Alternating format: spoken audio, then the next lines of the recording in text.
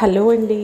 ఇక ఈరోజైతే రెండవ శనివారము మనము సప్త శనివారాల వ్రతం చేస్తున్నాం కదండి. అందులో భాగంగా ఈరోజు రెండవ శనివారం వచ్చేసిందండి. ఇక నైటే కిచెన్ అంతా ఇలా డీప్ క్లీన్ చేసేసుకున్నానండి. ముగ్గులు పెట్టేసుకున్నాను. అంట్లన్నీ ఇలా తోమి పెట్టేస్తే సింక్ ఖాళీగా ఉంటే ఫస్ట్ ఆఫ్ ఆల్ ఏ పూజ అయినా వ్రతమైనా ఈజీగా జరిగిపోతుంది. నా క్లీనింగ్ ఫస్ట్ కిచెన్ నుంచే స్టార్ట్ అవుతుందండి. నైట్ టైమే చేసేస్తాను. ముగ్గులు కూడా నైట్ వేసేస్తాను. కానీ ఫ్రైడే కాబట్టి కడగలేదు. Early morning 4:40కి లేసానండి. లేచి చేసేసాను. యాక్చువల్గా 4కే లేద్దాం అనుకున్న, కొద్దిగా లేట్ అయింది. ఇక సూర్యోదయానికి ముందే మొత్తము ఇల్లంతా మాప్ పెట్టేసి బయట ముగ్గులు వేసేసి పూజ దీపాలు అన్నీ కంప్లీట్ అయ్యాయండి.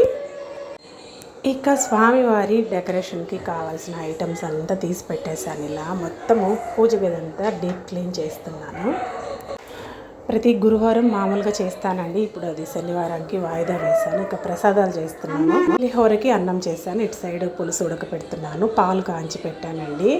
ఇకైతే పిండి దీపాలు ఎలా చేయాలో ఈ వీడియోలో చూపించేస్తాను. స్కిప్ చేయకుండా వీడియో మొత్తం చూసేయండి ఫ్రెండ్స్. ఒక టీ గ్లాస్ ఉంటే చాలండి, దీపాలు ఇంత ఈజీగా ఇంత బాగా షేప్గా వచ్చేస్తాయండి. మనం చేతితో చేస్తే ఎప్పటికీ ఇలా రావండి. ఇక ప్రాసెస్లోకి వెళ్తే ఇలా ఒక టీ గ్లాసు, ఏదో ఒక గ్లాసు లేదా ఒక కప్పు కానీ తీసేసుకొని మనం పిండి ఆల్రెడీ ఒక 15-20 మినిట్స్ అన్న నానబెట్టాలండి. బియ్యం పిండి కలిపి పెట్టేసి చపాతీ పిండిలాగా. ఇక వీడియోలో చూపిస్తున్నట్టు అలా ఒకసారి మనం తట్టే చాలండి, వచ్చేస్తుంది. ఫస్ట్ పిండి ముద్ద ఇలా తీసుకొని దాంట్లో పెట్టాలండి. కింద మాత్రం బేస్ మాత్రం ఫ్లాట్గా ఉండాలి, ఎందుకంటే దీపము స్ట్రైట్గా వస్తుందండి. కింద బేస్ ఇలా పెట్టి కొద్దిగా ప్రెస్ చేయాలి, మరీ ఎక్కువ ప్రెస్ చేయాల్సిన అవసరంలా. గ్లాస్కి మాత్రం ముందుగానే మనము పౌడర్తో కోట్ చేయాలండి, గోధుమ పిండి కానీ బియ్యం పిండి ఏదైనా కానీ. ఇక ఇలా అట్లకర్ర ఒకటి తీసుకొని జస్ట్ కొద్దిగా అలా ప్రెస్ చేయాలండి. మరీ హోల్ పడే విధంగా కాకుండా జస్ట్ కొద్దిగా లోపలికి, అంతే. చూడండి ఇలా. అంటే మనం ఆయిల్ పోస్తాం కదా పిండి ప్రమిదకి, అందుకోసం. మీకు కొంచెం పెద్దది కావాలంటే పెద్దగైనా పెట్టచ్చు. ఇలా గ్లాస్ మీద తట్టే చాలండి, జస్ట్ అంతే. చూడండి చూపిస్తున్నా, అంతే. ఒక 2-3 టైమ్స్ అంతే, ఈజీగా వచ్చేస్తుందండి. ఫస్ట్ టైం ట్రై చేస్తున్నానండి నేను కూడా. వ్యూయర్స్కి యూజ్ అవుతుందని ఇంత హడావిడిలో కూడా వీడియో తీస్తున్నాను. ఎందుకంటే నాలాగా ఇబ్బంది పడిన వాళ్ళు ఉంటారు కదా దీపాల కోసం. ఇంతే అండి. మనకు పెద్ద దీపం కావాలంటే ఇంకొంచెం పెద్ద గ్లాస్ తీసుకుంటే చాలు. ఇలా మొత్తం పిండి అంతా టోటల్గా చేసేసుకోవాలి. మళ్ళీ చూపిస్తున్నాను చూడండి, అంతే. చేసే కొద్దీ ఇంకా బాగా వస్తున్నాయండి దీపాలు. ఫస్ట్ది కొంచెం, మళ్ళీ తర్వాత ఈజీ అయిపోయింది. మొత్తం 7 దీపాలు అయితే చేసి పెట్టేశాను.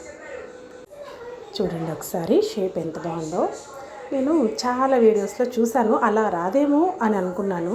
డస్టింగ్ అయితే కంపల్సరీ అండి, గ్లాస్కి కంపల్సరీ పిండితో డస్టింగ్ చేసేస్తే వచ్చేస్తుంది. ఇక ఈ విధంగా పూజ గదిలో మొత్తం పసుపుతో అలికేసి బియ్యం పిండితో ముగ్గు వేశాను. ఇక క్లాత్, పోయిన శనివారం వాడిన క్లాత్ వాష్ చేసి మళ్ళీ దాన్ని ఈ విధంగా మడత పెట్టి వేసానండి. ఇక పసుపు, కుంకుమ, అక్షింతలు, గంధము అన్నీ వేసుకోండి. ఇక ఆ తర్వాత స్వామివారిని ఈ కింద ప్రతిష్ఠిద్దామండి. పీఠం వేసైనా పెట్టచ్చండి. నేనైతే ఆల్రెడీ గడ్డపైనే పెడుతున్నాను కాబట్టి ఇక డైరెక్ట్గా అలాగ పెట్టేద్దామని స్వామికి పసుపు కుంకాలతో అలంకరిస్తున్నానండి. పసుపులో కొంచెం గంధము, రోజ్ వాటర్ కలిపేసి జవాదు కలిపి పెడుతున్నానండి స్వామివారికి. ఇక స్వామివారిని కింద ఏర్పాటు చేసుకున్న తర్వాత తులసి మాలను అయితే మొదటగా వేశానండి. స్వామివారికి ఎంతో ప్రీతికరమైన తులసి కదండి. ఇక తర్వాత జాజి పూల మాల వేశాను. ఇక కింద ఈ విధంగా బంతి పూలు పెట్టానండి. ఇక ఎంత కళకళగా అనిపించిందంటే పువ్వులు ఒక్కటి స్వామికి పెట్టంగానే చాలా బాగా అనిపించింది. ఇక దీపాలన్నీ ఈ విధంగా అరేంజ్ చేసుకున్నానండి. చిన్న స్వామివారి విగ్రహం ఉంది కదా, ఈ విధంగా పెట్టి ఇక మందార పూలు, ఈ రోజ్ ఫ్లవర్స్ కూడా పెద్దవి దొరికాయండి ఈసారి. ఫ్లవర్స్ అయితే చాలా బాగా అనిపించాయి నాకైతే డెకరేషను.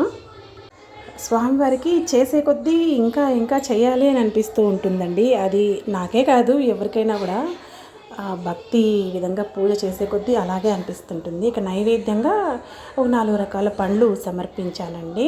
ఇంకా ప్రసాదాలు అయితే చేయలేదు, ప్రసాదాలు అవుతూ ఉన్నాయి ఒక పక్క. 1 బై 1 నేను సెట్ చేసుకుంటూ వస్తున్నాను. తమలపాకులో ఈ విధంగా దీపాలన్నీ అరేంజ్ చేసుకున్నాను. ముందుగా పసుపు గణపతిని చేసి పెట్టుకోవాలండి. పోయినసారి మర్చిపోయాను కదా, అందుకు ఈసారి మొదటగా చేసి పెట్టేశాను. ఇక దీపాలకు కూడా ఈ విధంగా నామాలు, గోవింద నామాలు పెట్టుకొని పసుపు కుంకుమతో అలంకరించేశాను. మొత్తం పూర్తయిందండి. ఇక ప్రసాదాల కోసం ఈ ప్లేట్ ఏర్పాటు చేసుకున్నాను. ఇక దీపాలు వెలిగించానండి. అబ్బా, అసలు దీపాలు వెలిగించిన తర్వాత ఇక చెప్పలేనండి మాటల్లో ఆనందాన్ని. స్వామివారిని అలాగే చూస్తూ ఉండాలని అనిపించిందండి నాకైతే. ఆ దీపాల వెలుగులో స్వామివారు నా దిష్టే తగులుతుందేమో అనిపించిందండి. ఇక ప్రసాదాలుగా పులిహోర, వడపప్పు, పానకం, పాలు సమర్పించానండి. ఇక కొబ్బరికాయ కొట్టేశాను. ఇక హారతి ఇచ్చేసానండి, ధూపం వేసేసాను. ఇల్లంతా కూడా మనం ఒకసారి ధూపం వేసుకోవాలండి. ఇలా వ్రతాలు చేసేటప్పుడు తప్పనిసరిగా వేసుకోవాలండి. ఇక చూడండి ఎంత కళకళగా ఉన్నారో స్వామివారు. ఇక ఫొటోస్, వీడియో తీస్తూనే ఉన్నానండి నేనైతే. ఇక ధూపం వేస్తున్నాను. స్వామివారికి ఈ విధంగా ఓపికగా 1 బై 1 చేసుకుంటూ రావాలండి.